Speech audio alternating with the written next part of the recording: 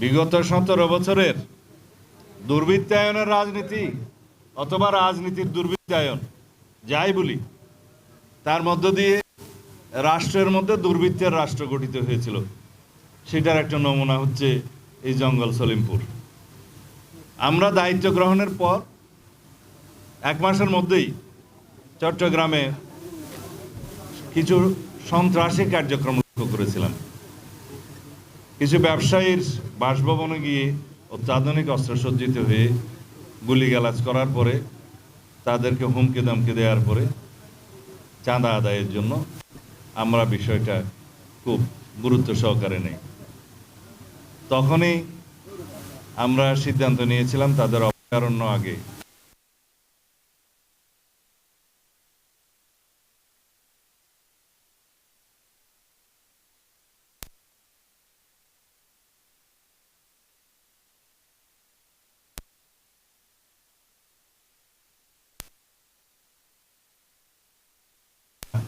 একটা ব্যাপক তল্লাশি অভিযান চালায়।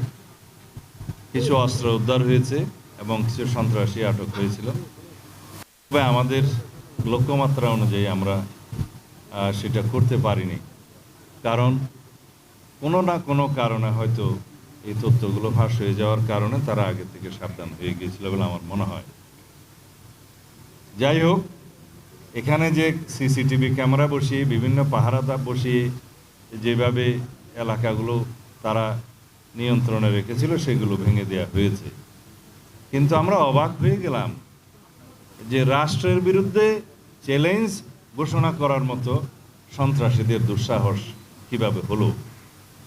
তারা এই রাস্তা কেটে ভেকু নিয়ে এসে, বুলডোজার নিয়ে এসে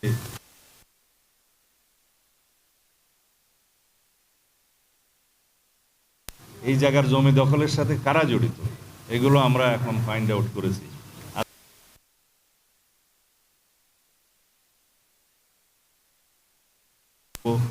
সকল বিভাগীয় প্রধানদের নিয়ে এখানে কিছু আমরা বাস্তব চিত্র, ড্রোন চিত্র, সড়ক যোগাযোগের চিত্র এগুলো দেখেছি। কিছু সরকারি সিদ্ধান্ত জানিয়েছি যেগুলো বাস্তবায়ন হবে। সলিমপুর ইউনিয়ন